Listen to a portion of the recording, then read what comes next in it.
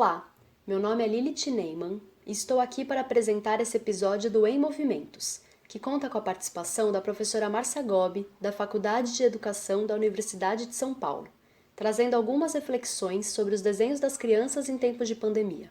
Márcia Gobi há tempos nos convoca a olhar para os desenhos das crianças como importantes e complexas criações. No episódio de hoje, ela retoma essa convocação ao compartilhar conosco a imagem de um menino que desenha em meio aos escombros, as ruínas da nossa cidade. A ideia de desenhar apesar de tudo, ou por causa de tudo, carrega a força dessa manifestação que, para Márcia Gobi, segue passando desapercebida. Contra esse desapercebimento, ela nos convida a desenhar na pandemia e a distribuir materiais de desenho como suprimentos também essenciais, alimentos para a criação, assim como o poeta Ferrez propõe a presença dos livros nas cestas básicas. Num tempo em que as distâncias têm dificultado tanto a escuta das crianças, seu convite a retomar a importância do desenho é mais que pertinente. É a oportunidade de escolhermos alimentar o vínculo com a criação, a imaginação, o desejo, o sonho e tudo aquilo que nos descoisifica. É também um modo de deixarmos as marcas das crianças e nossas sobre esse tempo que estamos vivendo, para a partir delas podermos contar outras histórias. Vamos então ouvir Márcia Gobi, que veio falar sobre tudo isso e mais um pouco hoje para nós. Nesses tempos, o passado tem frequentemente se enlaçado ao meu presente em memórias que ora se engalfinham, ora me reanimam, até mesmo continuar rememorando. Nelas convivo há dias com uma das cenas mais tocantes que vi em minha vida, e por isso entendi por adequado compartilhar nesse podcast. O traço e o desenho azul do menino, sobre linhas e escombros, num arranjo de pensamentos que pretendo apresentar, querendo provocar reflexões sobre o desenho nesse momento de agruras aparentemente sem fim. Estava nos primeiros dias de maio de 2018, movida pela intenção curiosa de pesquisa, caminho em direção ao Largo Paissandu, onde exatos 3 dias antes, um grande incêndio impôs a queda de um edifício desabrigando pessoas e matando outras, sem teto. Mal sabia que sobre aqueles escombros encontrava-se o anúncio da catástrofe que estava por vir ao país pouco tempo depois. Ao chegar ao largo, num tempo de limites, no extremo do humano sem, entre os murmurinhos inquietos nos transeuntes e as curiosidades de corpos esgueirando-se para ver os restos, algo me toma e puxa o olhar. O menino desenhava, pequeno se agigantava naquelas linhas que tornavam-se traços que eram dele e que, sem saber, ofertava a todos. Talvez seria a dádiva, sobre a qual escreveu o antropólogo Marcel Mose em Ensaio sobre a Dádiva. Entre os escombros, seu desenho azul feito com um toco de giz me fixou naquele lugar há mais tempo que o esperado, estática, parada e elevada pela suspensão do tempo que o ato de desenhar provocava. Descubro que não conhecia o que pensava conhecer, um largo de nome indígena, com uma igreja, Nossa Senhora do Rosário dos Homens Pretos, na região central de São Paulo, por onde passo desde a infância e já faz tempo. E me perguntava, numa fração de segundos, se o desenho produzia outros efeitos entre aqueles que paravam, olhavam, estavam lá, ou produzia sentido à minha estada, somente a mim, ali naquele momento, e tal como experiência arrebatadora que foi, me modificava.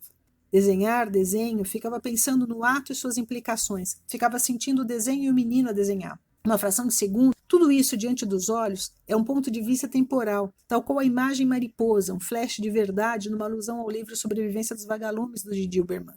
Paul Valéry, em Degas Dança Desenho, escreveu que, abro aspas, até mesmo o objeto mais familiar aos nossos olhos torna-se completamente diferente se procurarmos desenhá-lo. Percebemos que o ignorávamos, que nunca o tínhamos visto realmente. O olho até então servira de intermediário. Ele nos fazia falar, pensar, guiava nossos passos, nossos movimentos comuns, despertava algumas vezes nossos sentimentos, até nos arrebatava. Fecho aspas. Reflito aqui com Valéry que me faz pensar. Eu não estava efetivamente desenhando, mas os traços do outro criança se emaranhavam a mim, o que me fez supor que desenhava com o menino enquanto ele criava. Não era o olho o intermediário que me fazia falar, pensar somente, mas o corpo todo, que parado se movimentava internamente. Estava lá com o garoto. O que significa desenhar entre escombros? O que representa esse menino nos escombros misturado a eles e tão distante do que ocorria, mesmo estando tão lá? Quais os efeitos desses traçados sobre um chão pisoteado, tal qual as pessoas que o pisavam? Restos em ruínas, como linhas desmanchando. Num canto de minha cabeça, essa cena me ocupa e a trago agora para pensar sobre desenhos e crianças e o que esse processo de criação, bem como seus resultados, fazem em nós. E como disse logo no início, o passado se faz enlaçado ao presente e neste presente. Desenhar em pandemia, o que pensar? Uma primeira impressão é que o que era visto como nem tão importante em relação a outras manifestações expressivas das crianças, o desenho, passou a ser ainda menor, menos relevante. Será? Recupero meu interesse inicial nesse podcast, provocar pensamentos sobre desenhos criados pelas crianças. Certa presença dos desenhos feitos por elas em nossas vidas o levou à sua naturalização, que negativamente pode imprimir algo perverso quando deixamos de considerar as criações infantis como passíveis de suscitar curiosidades cotidianas. Várias são as situações em que podemos olhar para distintos assuntos desenhados pelas crianças, que desenham nas situações as mais adversas, como relatado aqui. Eles estão em pequenos ou grandes suportes e de variados materiais, em muros ou paredes de casas, de creches e escolas, pontos de ônibus, nos são ofertados pelas crianças em diversas ocasiões, enfim, povoam a vida em suas variadas dimensões.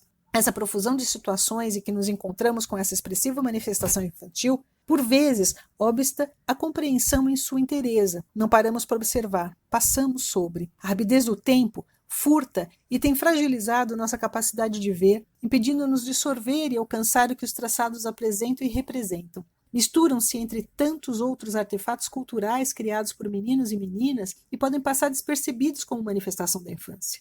Salvo exceções, raramente nos ocorre que resultam de complexas relações dependendo das características sociais, culturais, históricas e econômicas de seus criadores, que podem ser definidos também como pesquisas pessoais das crianças. Temos a história das imagens criadas pelas crianças e imagens da história, de suas histórias pelos desenhos. É olhar e estar disposto ao encontro com traços.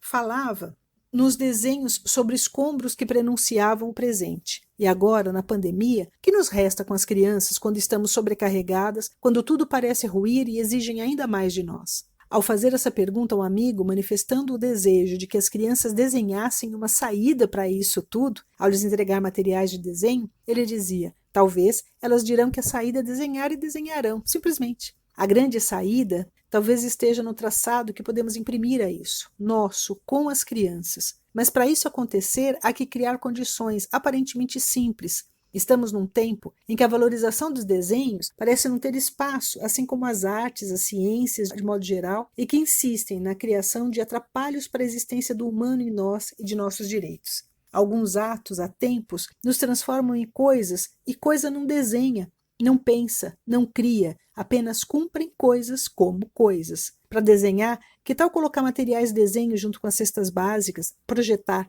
Que tal vaquinhas para garantirmos o básico e que adultas e crianças desenhem solidariamente? Que tal considerar o que temos conosco, onde talvez tenhamos recursos importantes para continuar e criar e resistir? Que tal observarmos com mais cuidado as criações infantis e as próprias crianças? Desenho como manifestos levantes para nos mantermos vivos e resistentes, de baixo para cima. É isso.